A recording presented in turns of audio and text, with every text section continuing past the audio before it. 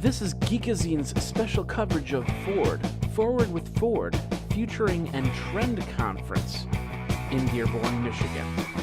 Geekazine is a proud member of the Tech Podcast Network over at techpodcast.com. If it's tech, then it's here.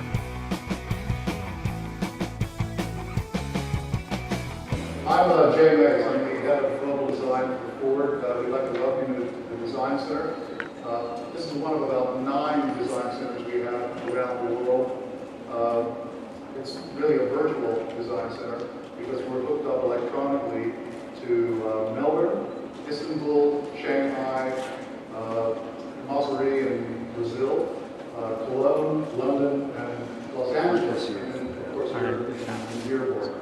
We've got about 900 designers that work at Ford around the world, and a lot of the time that they are designing is spent worrying about what the next generation of customers, the millennials, will be heading toward, which is a lot of the discussion that we'll be working on or talking about today in our panel discussion as well as the breakout sessions. I'll give you a little background. There's no reason on earth you should know anything about me. I was design director at Audi until 1994. Was there for 14 years and did a couple of cars you might know called the Audi TT, as well as the original New Beetle, which is not to be confused with the new Beetle that's just come out. And since being at Ford, we've had 12 great years here, where we had various brands, that we've done some wonderful cars for. So we did in the step here at Ford the Aston Martin DB9, the Range Rover Sport, and we have a great fortune to work on probably the most fuel-efficient cars in the United States. Now, we're very excited about the launch of the new Ford Focus Electric, which will be coming late this year, as well at the other end of the spectrum is the 50th anniversary Mustang, which will be coming out in 2014. So it's a huge spectrum of customers that we have that range from millennials to boomers, and it's a huge spectrum that we cover around the globe, from Asia Pacific to Europe to here in the United States. Now, all of that is driven by culture, by social opinions, and by different generations. And that's a very good segue as to why we're here today and what we're going to talk about a little bit. We're going to bring the panel up in just a few minutes and talk about the influence of youth and how they affect purchase decisions with the larger family. They are early adopters, and we think that they're having an increasing influence on how people make purchase decisions. We're also going to talk a little bit about customization, not the need to customize to stand out, but just literally the customization that customers don't get lost in the crowd. And we think that personalization, customization, the ability for customers to actually participate in the brand creates a much more umbilical connection to that brand. And of course, the convergence of global design. How does that work today? Well, we have a convergence of global design because we have the benefit of the cumulative intelligence of 2 billion internet users doing minute-by-minute updates around the globe and helping each other learn what the best design is and how to access it.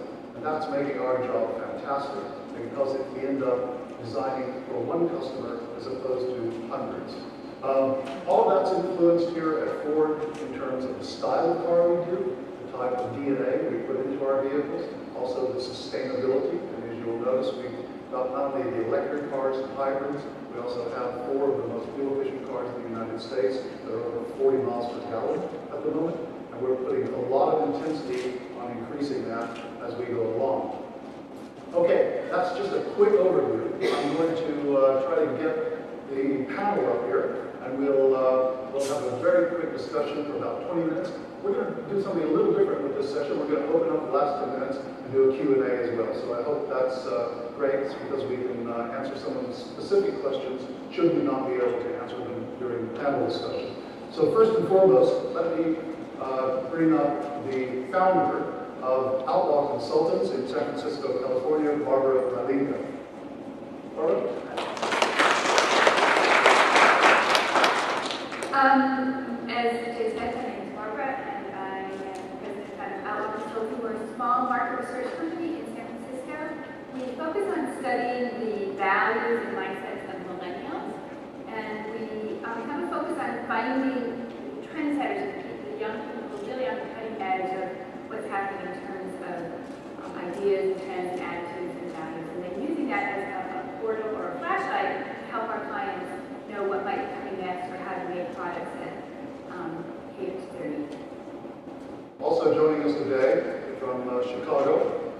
Travis Lee, who's with IDEO Design Consultants. Travis. Pleasure to be here.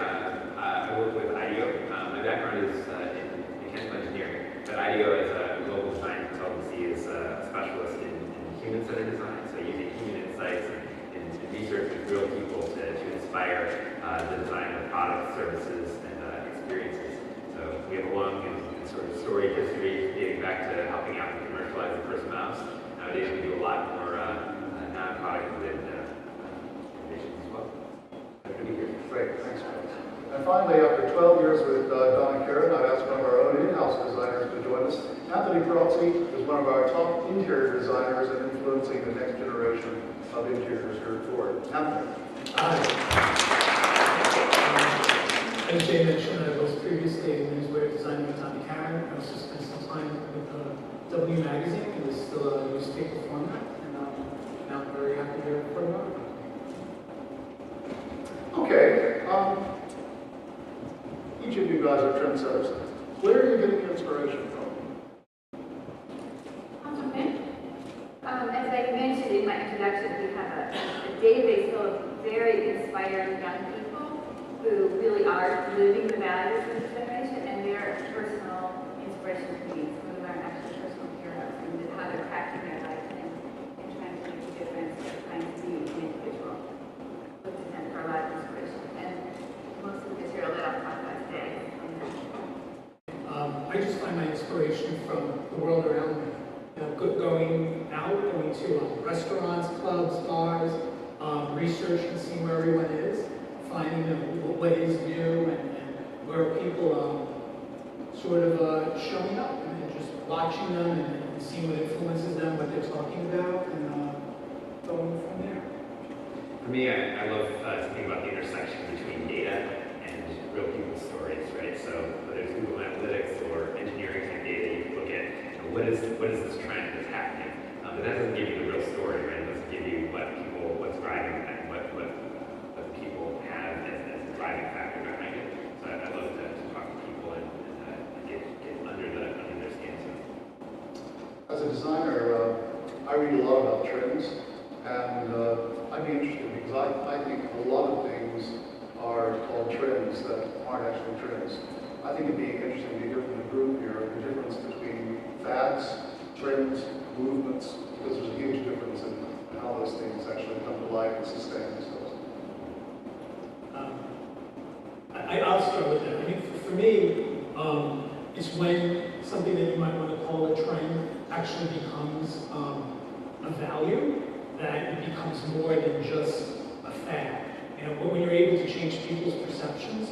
So, for example, the concept of internet and reworking how we have access to information and communication, that's totally changed our paradigms on what we see as value and how we conduct ourselves. And I think that's really affecting millennials' concepts on how they interact. Exactly. In fact, that's how I think about our company and the way I worded my introduction.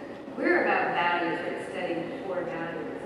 And when you understand those values, it becomes very easy to jump into different categories and explain the trends that are happening in those categories. And so once you get the core values down, everything seems to fall in place. And the trends have changed, so the values shape that and continue on or evolve eventually. Yeah, I think it's all about separating manifestations from the background of it, right? So fads and some things that are called trends are just this week's manifestation of an underlying value or ideal. Yeah, great. So Paris Hilton, fad. All right, good. Let's talk a little bit about the milestones that maybe shaped the opinions of millennials. Would that be a good starting point?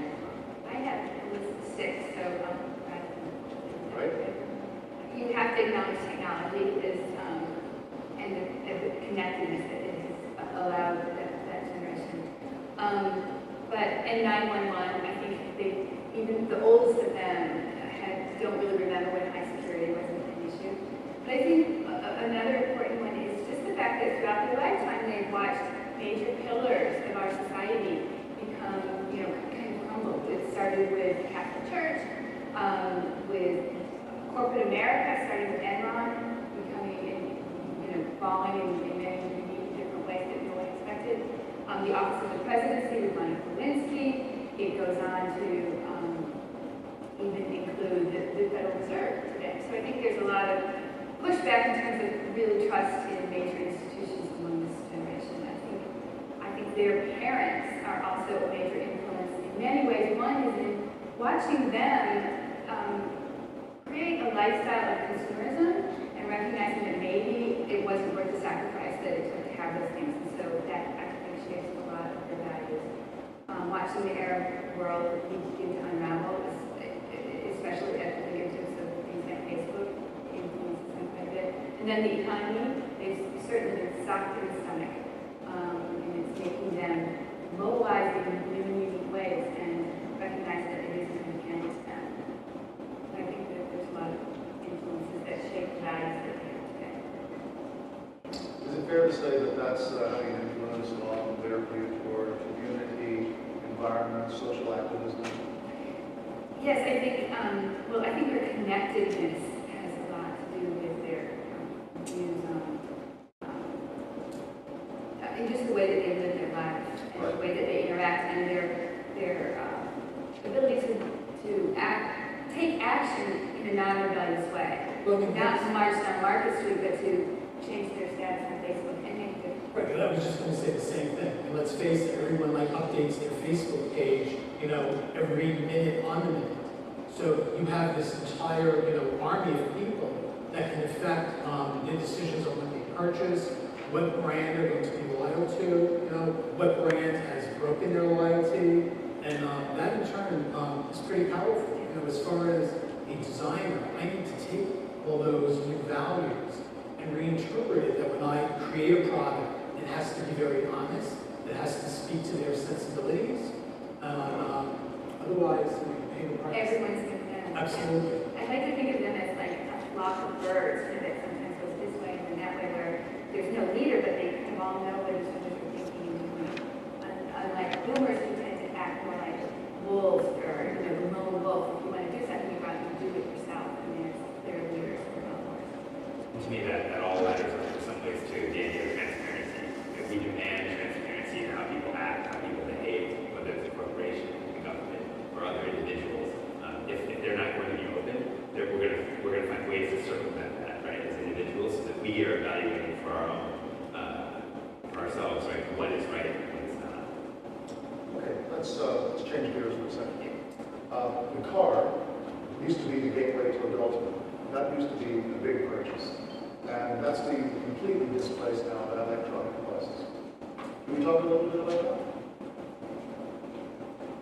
Yeah, I think it's not, to them, it's a gateway. It can be a gateway in terms of affording them experiences. And the more experiences that it allows them, the more likely they are to see it as a gateway. But it isn't the freedom that boomers felt. It's more the ability to do other things in their car. What are the must-have technological devices that someone has? Sure. That's a really good question, and I think that anyone who's millennial would probably bristle at making a statement about everyone has to have an iPhone or everyone has to have this. To me, I think it's a little bit about expressing uniqueness, but most of all, it's transitioning away from being about the device itself. It's not about that object. It's suddenly about what it enables for that person. It's about a transparency and connection to other people, and if something comes along that's better than that, that's what's going to supplant that, and people are constantly craving. It's that accessibility to not only get information, but to share information. I'm just looking at everyone, they're all typing away on iPhones, iPads, putting it out there immediately. I mean, who doesn't tweet every 10 seconds? Probably the most important technology in this room is the Wi-Fi. Nothing else, right? So. But the must-haves, I think, are really clear. That a computer, which tends to be a Mac or MacBook Pro, and some sort of smartphone, and iPhone is the leader. You could go with Android or BlackBerry, but Totally agree. Does anyone care about cars anymore? I think that people care about cars in a different way than they used to, right? We talked earlier a little bit about cars diminished as an absolute status symbol, right? It's not something that communicates who I am anymore. It's a neighborhood. So there's a huge cycling culture. Skateboards are back in, right? There's a lot of things that are oriented around the right kind of transportation, and I think the movement to small cars and other things is about suddenly cars less being about what they say about me and more about what they enable me to do.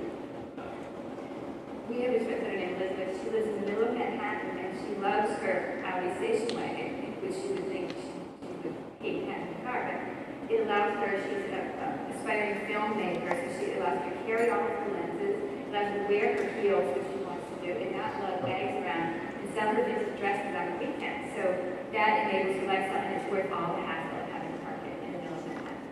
Then you park. I unfortunately find myself a middle-aged man. I'm a boomer. I can't do anything about it, so sorry. You'll get there too. We were a pretty rebellious cohort. How do millennials conform or not conform into societal norms? I think in their soul, there's this desire to not fit into what society is expected to. And it's a struggle on a daily basis to maintain their individuality and live a life that maybe when they do take a traditional job, to have other things on the inside that define them. In many ways, this generation has been called the slash generation, because even though you might be living some part of yourself traditionally, you try to step outside and be the DJ/golfer or the lawyer/artist.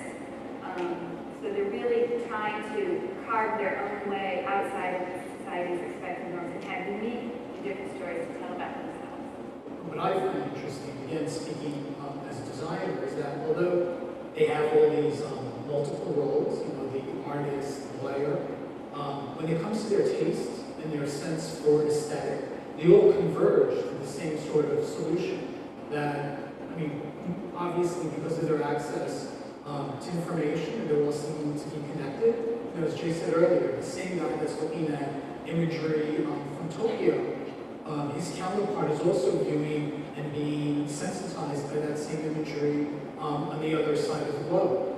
So regardless, I think, of their age or even their generation, they're all becoming highly sensitized to what a specific style will transmit as far as messaging, and obviously their values are based on their selection towards that object.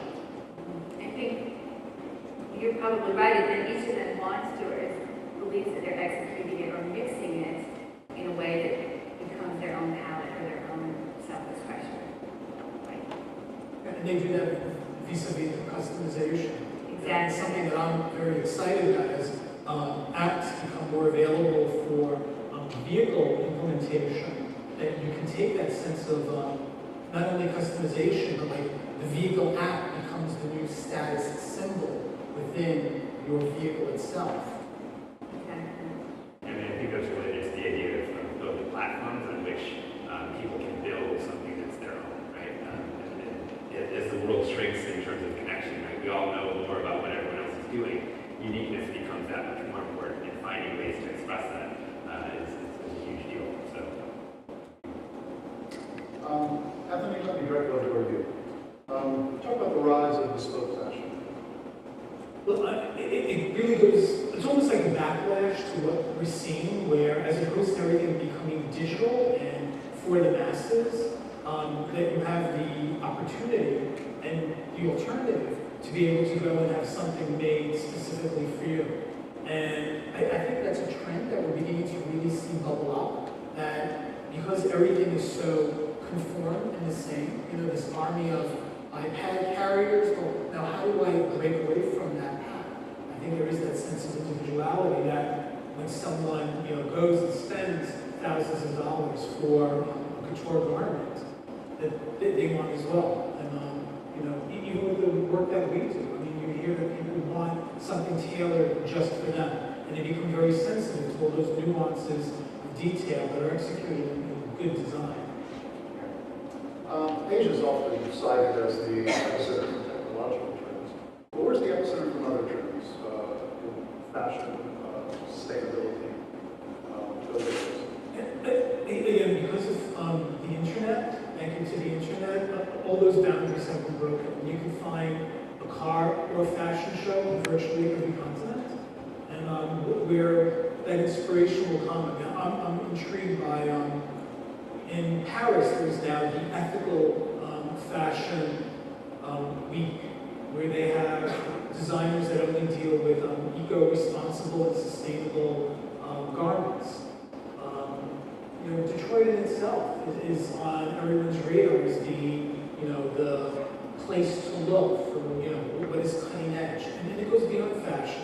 I think it reaches out to the music industry, to every aspect that you find something that's significant, in culture and society right now. I was going to say, I think like a trend or something, a manifestation can start almost anywhere. It's more about maybe urbanization and mass cities being about where it can form a critical mass, right? So anyone can start it, but it's when there's a collection of things that are enough together, physically or virtually, right, that things can really explode. And I think a lot of it starts on the street. In gentrified areas, we've been in these neighborhood centers, but it isn't just on timelines. I agree with you. I think it does start on the street, but if we look at the other end of the spectrum and talk about celebrity culture, since we're talking about fads as well, how celebrity culture having an influence on the younger generation of buyers? Definitely is a huge influence. I think it's evolving. Some of the terms that the Trendsetters use is celebritard. There's a lot of black young celebrities instead of black women with them. And so it's really important to think of celebrities, the ones who are truly influential, are the ones who have earned the right on their own with their artistry and wit or intelligence. And that said, I think there's a lot of young people who are doing that through online identities. They're able to create a large following and become a celebrity in their own right among the generation. Heavy Atkinson is a blogger from New York. Bill Franco started a YouTube show, by creating their own following. I think those are going to be the true celebrities of the generation in the future. It's a pretty short hop from celebrity to luxury, but luxury in a sort of post-recession world takes on a very different look and feel, doesn't it? Particularly depending on the generation you're asking. What's luxury mean to a millennial? I actually did a little survey of some of our trendsetters, and the thing that came out significantly consistently was time.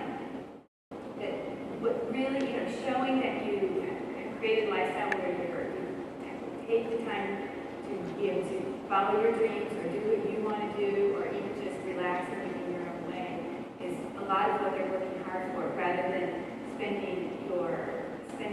working hard to buy things that show success in a little way. But time is the most important. Does that mean, Anthony, there's not going to be any more $1,500 product? Well, absolutely not. But I mean, just to elaborate on that, they don't need that $1,500 handbag to state that they are successful. Their whole, all the icons that were previously used to equate success have been broken and reworked via the internet, through electronic communication, simply through the communication that someone has done something good. I've created a community garden. I've done a random act of kindness. And that's how they're equating good things, in turn becoming a symbol of luxury and a status symbol. A symbol of living life right and as aspiration to have the time to be able to do that. So quite the other end of the product handbag spectrum, as technology gets smaller and smaller, and miniaturization takes over, we're starting to see technology actually disappear. How small is it going to go, and where is it going to go to? Sure. So I think that's a really interesting area to think about. To me, there's been this shift from technology being the headline, technology being what everything is about, to technology suddenly being an enabler, right? So I think of the Apollo era as almost like the pinnacle of technology, as all that the world was about, right? And now it's as it gets smaller, but literally, and it's also shrinking in terms of its role in being a part of our lives. It's more about what that connectivity, what that enables. I think it's also extending into the idea of community, right? So as technology basically builds different communities, so it's not about physical proximity anymore, it's just about finding people who share a passion and using technology as a way to contribute. So software tools are extending into the realm of hardware tools, right? The 3D printer you can build in your basement for $1,000. Right? All of these things are creating sort of self-centered, they're self-enabled people that have the ability to create almost anything at a whim, and so they believe that they should have a role in the creation of almost everything. And we have a radical shift toward urbanization, which we're clearly doing. That's going to affect big time how megacities start to look and how people interact inside those. Is that right? I think that's absolutely right. When we start to think about what megacities mean, what does urban density mean, I think in particular in the car realm, it's going to mean a shift both to smaller, but it could also mean a shift to a completely different model of ownership.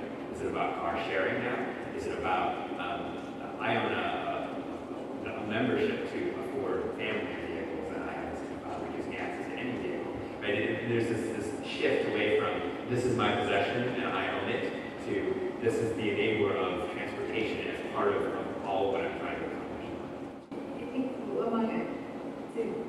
to comment on that, among the millennials, what they're trying to do, in many ways, is downsize their life to be nimble, to not get their identity through their possessions, but through what they're doing, and therefore owning less gives you the flexibility to change your life on a dime, to move where the opportunity is. And so the less you own, the more you lease or share or borrow, the more you're able to make your dreams come true. I think you coined the phrase, they're location independent.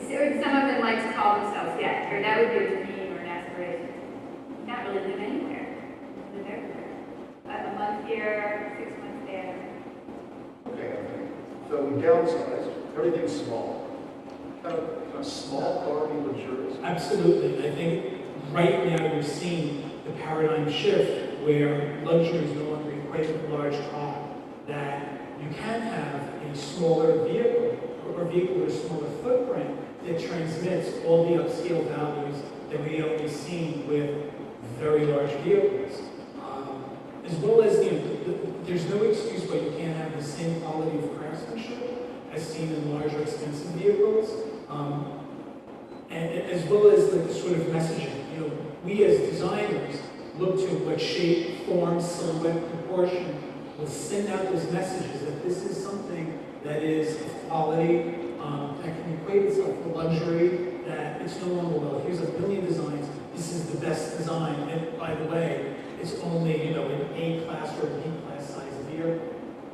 Okay, I want a luxury car, but is that going to be wasteful, or can we do luxury and do eco-fabrics? Oh, absolutely, absolutely. I mean, fashion's already broken through with that by doing and working with sustainable materials, and you see that at every level. And even with big vehicles, I mean, we're launching a Focus Electric.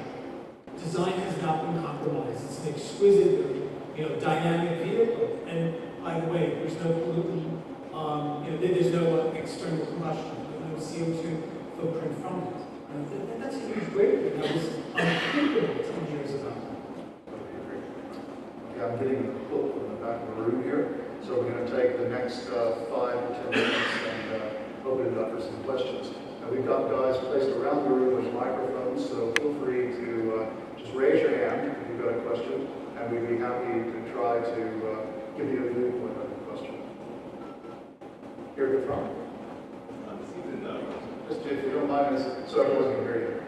It seems at least 10 years ago or more, maybe even 5 years ago, American car makers seems to have designed the more expensive vehicles to look awesome, and then the cheaper cars to actually not physically look as good on the outside exterior.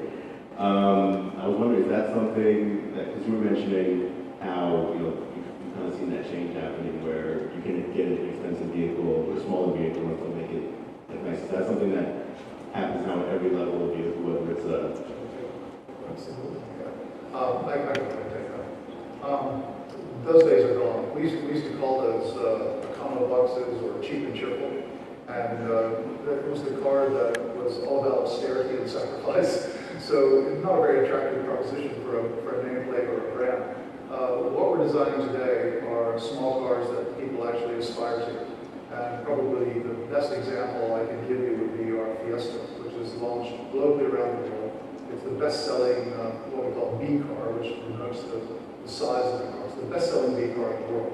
But interestingly, when people buy that car, they fit it out with the top trim level. So it's far exceeded our expectation of how they would kit the car out. So we're finding, not unlike you would on a Mini or a Fiat 500 in Europe, people are buying Fiestas, they're fitting them out at about 90% of everything you can possibly gouge onto the car. And that's a very, very good sign, to your point, that you can have luxury but have a much smaller package. I think the days are long gone when people expect cars just to be cheap. And we're certainly not headed that way anymore. Just at the back, do you have a question?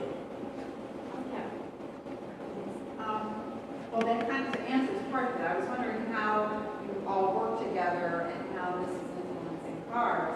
Are these, the one question I also have is about the millennials and how they, this is really the tastemakers that are on the coasts, and how does this translate to the rest of the world as well as, you know, are the 20-somethings like Kansas? Yeah. And the other part of this, how's that going to translate to the future? Yes, most of my work is among the trendsetters who are on the coast. I see them as, and we've seen this happen, their values may not be what everyone is living and breathing, but they're aspirational. And so they're important in terms of where the trends are going and where the values of the generation are going. You know, things don't happen among everyone all at once. They start in one place and then trickle down. And you begin to see it in the middle of the country, these values when we they are trickling down, and I think they are aspirational.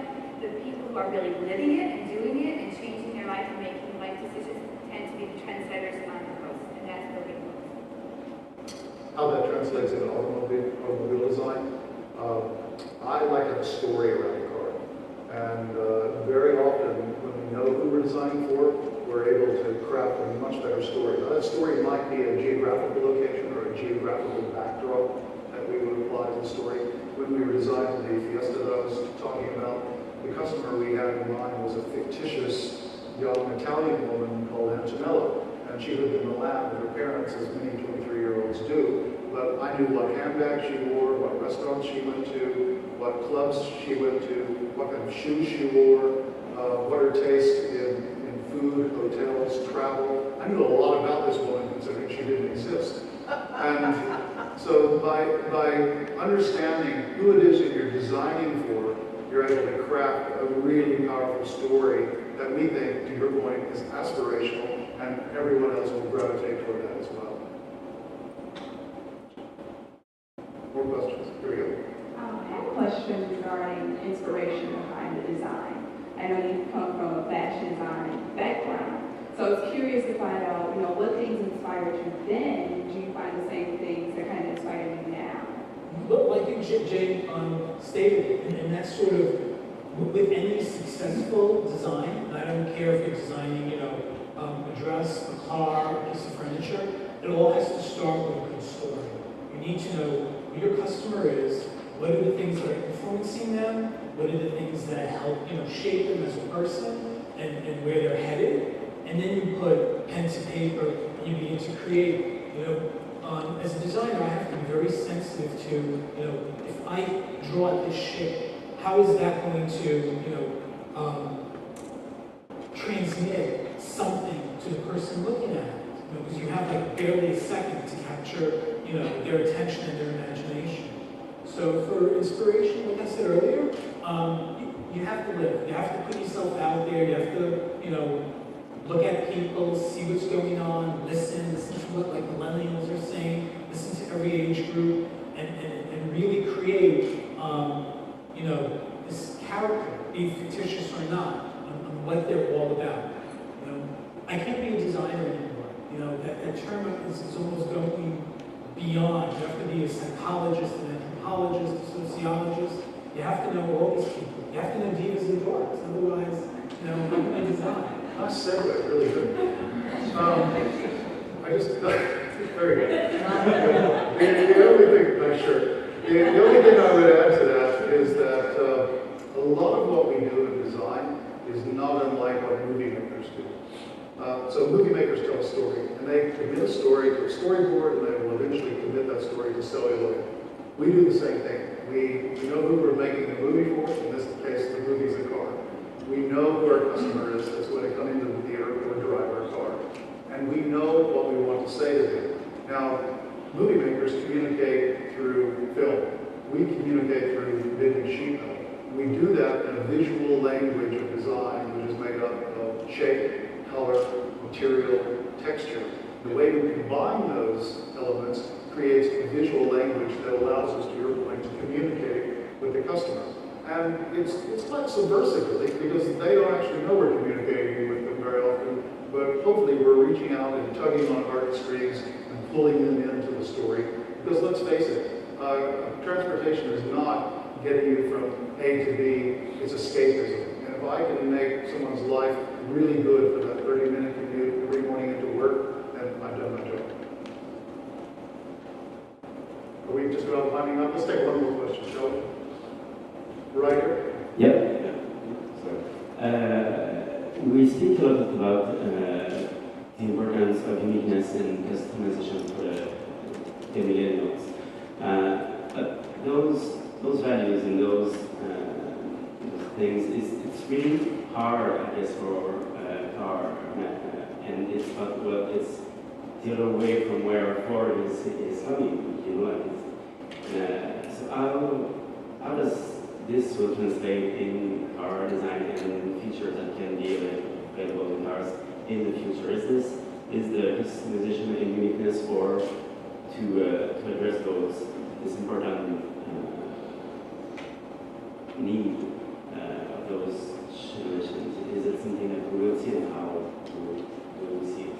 If I understood your question correctly, is how will customization work its way into automobile design, and how does that connect it back to the millennials that could potentially Or be? how will it, like, I mean, there are some just conversations that you can have with, like, we speak about the importance for the uniqueness, and is it something that will be, or that is used in design, or that will be used in design?